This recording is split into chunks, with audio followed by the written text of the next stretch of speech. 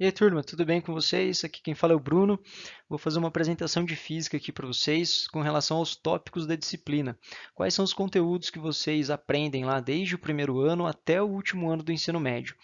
Então, se tem alguém que está meio perdido, não sabe muito bem o que se aprende em física, aqui vocês vão ver, divididos por tópicos e subtópicos, todos os conteúdos um a um, desde o primeiro ano até o último ano. Aqui nós temos uma tabela, pessoal, com todos os tópicos de física e as suas respectivas subdivisões. Por exemplo, mecânica, ela é subdividida em cinemática, dinâmica e estática, termologia, termometria, calorimetria, termodinâmica e assim por diante. Como é que vai funcionar a dinâmica dessa apresentação? A gente vai ter praticamente um slide para cada subdivisão desses grandes tópicos. Então, eu vou explicar para vocês de forma bem breve, né, quais são mais ou menos os conteúdos que caem em cada subdivisão dessa, para que no fim da apresentação vocês tenham aí um apanhado geral sobre todos os tópicos e sobre todos os conteúdos da disciplina de física. E por fim, vou apresentar um gráfico para vocês, onde a gente vai ver, dentre esses tópicos, quais são os que mais caem no Enem. A cinemática geralmente é o primeiro conteúdo de física apresentado para os estudantes no ensino médio. Ela estuda basicamente o movimento e o repouso. Ela não vai estudar, por exemplo, o que motiva um corpo a entrar em movimento, né? Ou de repente o que faz com que um corpo em movimento entre em repouso. Ela vai estudar o movimento e o repouso em si. Para isso, a gente vai ter que saber alguns conceitos, como de velocidade média, tempo, aceleração, espaço percorrido. Aqui a gente tem algumas siglas, né? O MCU e o MUV, o movimento circular uniforme e o movimento uniformemente variado. Lembrando que quando é uniformemente variado, a gente tem a questão da aceleração, e quando é uniforme, a velocidade constante. A dinâmica ela vem logo depois da cinemática e em algumas escolas ela vem ao mesmo tempo, né? O pessoal costuma dar as duas disciplinas juntas. A dinâmica ela está diretamente associada à cinemática no sentido de que ela vai ser responsável de explicar para a gente o que motivou o movimento. Aquilo que a cinemática não explica, a dinâmica vem para explicar. Então aqui a gente vai ver alguns conceitos como de força, massa, balística. Balística, pessoal, é um outro nome para aqueles lançamentos oblíquos, né? Pensem na bola de canhão, no lançamento de bola de canhão, por exemplo. Trabalho e potência, atrito, gravitação e as famosas leis de Newton, né? Aqui nós temos as três leis de Newton. A primeira lei, ela fala sobre a inércia. A segunda lei de Newton, ela fala justamente sobre a criação da aceleração, sobre gerar movimento, né? Força é igual a massa vezes a aceleração. E a terceira lei de Newton é a lei da ação e da reação. Bom, por fim, pessoal, a última parte de mecânica, e não menos importante, é a estática. A estática, o nome é bem sugestivo, né? Ele faz referência ao equilíbrio. Então, essa parte de estática, ela vai analisar tanto os sólidos quanto os fluidos. Então, é importante a gente salientar aqui que essa parte ela estuda, ela pode ser dividida em duas partes. A parte que vai estudar a estática dos sólidos e a outra que vai estudar a estática dos fluidos, que seriam os líquidos, né? Então, aqui a gente vai ver alguns temas, como por exemplo, o equilíbrio, que é o foco central dessa matéria, é, momento, centro de gravidade, massa específica, que é o μ, né, igual está escrito aqui embaixo. E além disso, a gente tem alguns teoremas importantes aí, como o teorema de Arquimedes e o teorema de Pascal. Pascal, para quem não lembra, né, foi aquele cara que explicou o funcionamento do elevador hidráulico, igual o da figurinha aqui. Agora, saindo de mecânica e entrando em termologia, né, o primeiro subtópico nosso aqui, termometria. Aqui a gente vai ver alguns conceitos, como o conceito de temperatura, que vocês vão ver, né, que está diretamente ligado ao grau, ao nível de agitação das moléculas, e as escalas termométricas, né? Quem são elas? Graus Celsius, Kelvin e Fahrenheit. Em calorimetria, a gente vai trabalhar alguns conceitos, como o de calor. Cuidado aqui, pessoal, calor não é a mesma coisa que temperatura, são coisas bem diferentes. O calor ele está diretamente associado à questão de energia. Calor é considerado energia térmica em movimento. À medida que a temperatura, como a gente viu anteriormente, ela está atrelada ao nível de agitação das moléculas de uma determinada substância. Além de calor, a gente vai ver o equilíbrio térmico, capacidade térmica e também calor específico. A garrafa térmica aqui, pessoal, é para vocês lembrarem de um outro conceito também importante, que é o de calorímetro. A garrafa térmica é um tipo de calorímetro. O que isso significa?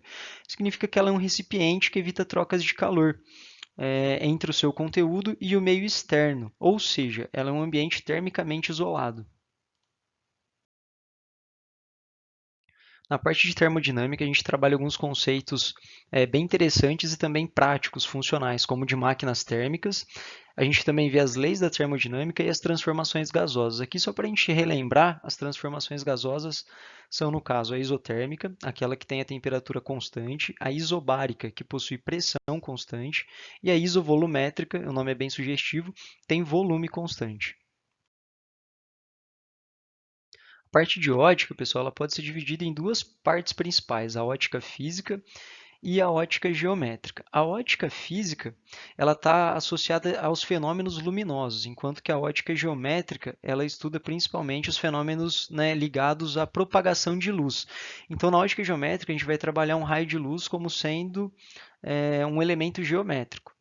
Além disso, né, dentro dessas duas partes, a gente vai estudar alguns subtópicos, como, por exemplo, a natureza da luz, os meios de propagação, se é um meio transparente, opaco, se é sólido, reflexão, refração.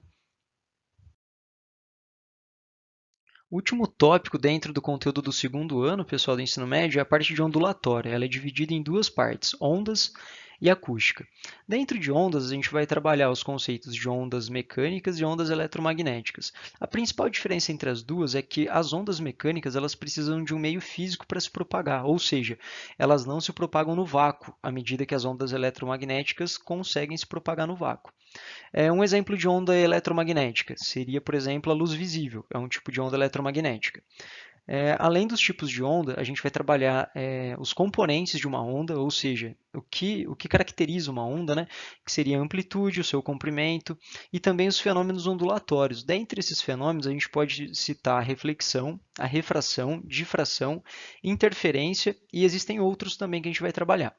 E por fim ali o MHS, que é o movimento harmônico simples.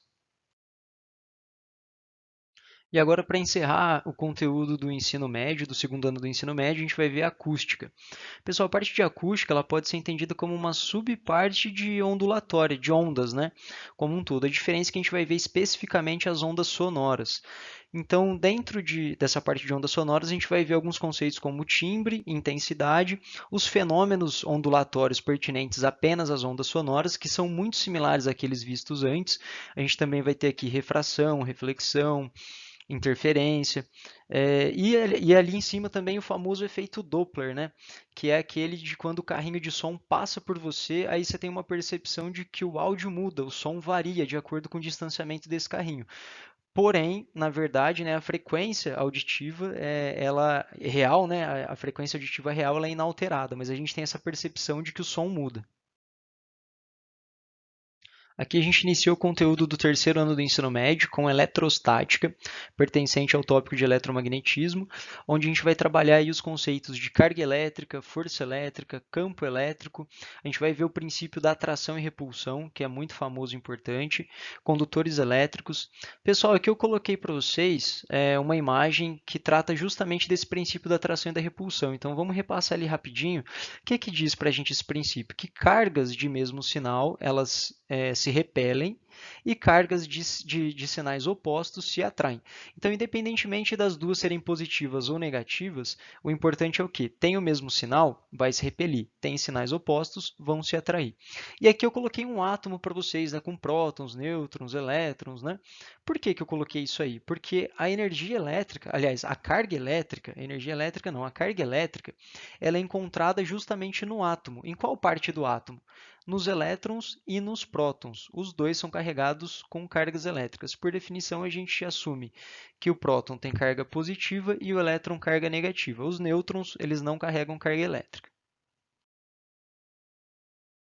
Aqui em eletrodinâmica, a gente sai um pouco daquela parte subatômica de eletrostática e entra numa parte mais prática, mais funcional, mais do nosso dia a dia, onde a gente vai trabalhar alguns conceitos como de corrente elétrica, circuitos elétricos, resistores, capacitores e geradores.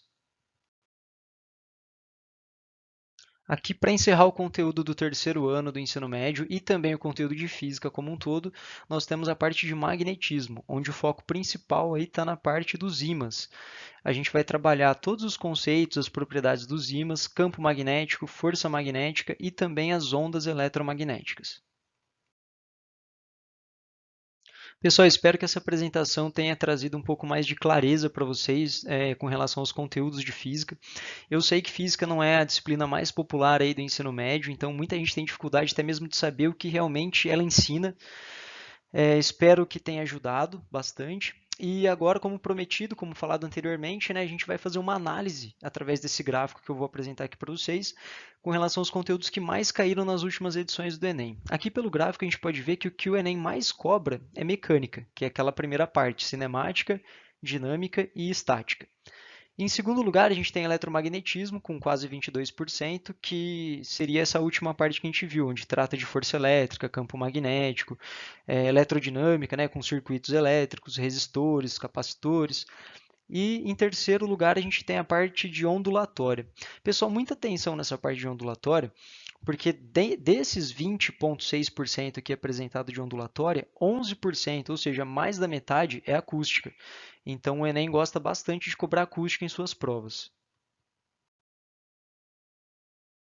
Agora, dentro daquele conteúdo de mecânica, dos 27,5% que costuma mais cair no Enem, a gente tem que 11% é cinemática, outros 11% são dinâmica e 5,4% é estática. Então, estática dentro de mecânica é o que menos cai.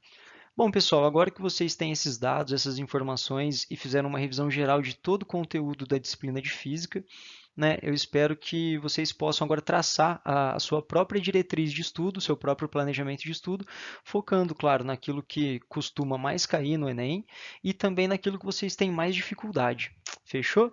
Pessoal, boa sorte a todos, um bom estudo, contem comigo. Abraço!